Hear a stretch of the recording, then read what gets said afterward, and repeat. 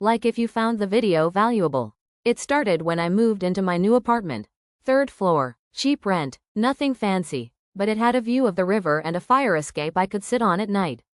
Quiet neighborhood, no red flags. On my first night, I noticed the dust. A thick layer of it on the windowsill inside the bedroom. The kind that makes your fingers gray if you touch it. But right in the center, someone had drawn something. A name, Marcus, all caps, deep finger lines. I figured it was the last tenant, maybe just messing around. I wiped it clean and forgot about it.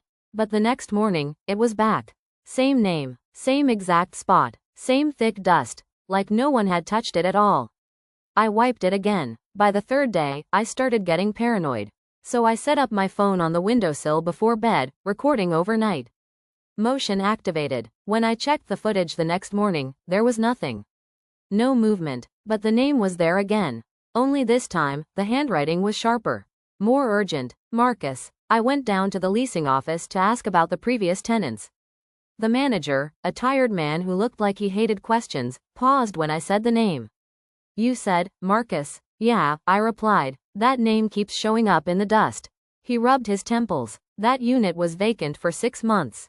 Last person to live there, well, that was Marcus.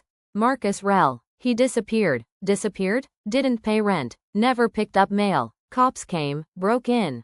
Place was empty. No signs of foul play. Just, gone. That night, I checked the closet in the bedroom. Not sure why, just instinct. It was empty except for a broken hanger and an old envelope taped to the back wall. No stamp, no address, just the words. I know you can see it too. Inside was a photo, a Polaroid, faded and yellowed. It was my bedroom, same angle, same wall, but there was someone standing in the corner. A man, wearing a hoodie, face turned slightly away, and written on the bottom edge, he never left.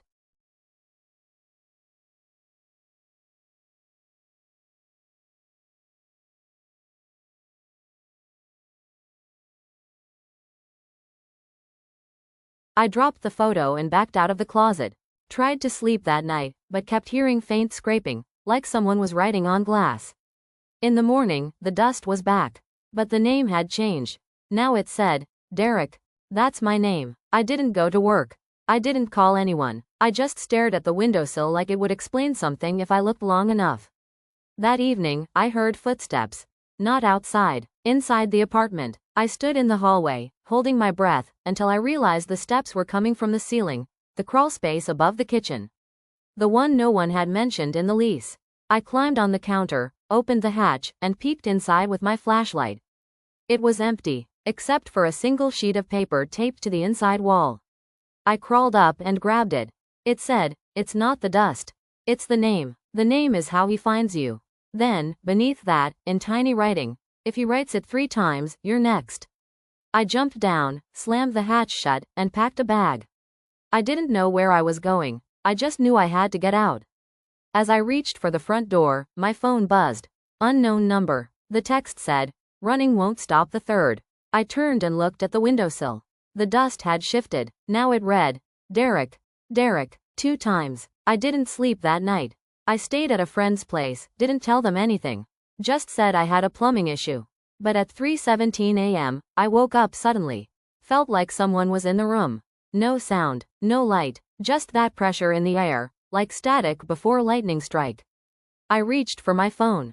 No signal, just a message waiting. Same unknown number. 3rd time's written. Look behind you. I didn't. I couldn't. I closed my eyes and stayed still until the sun came up.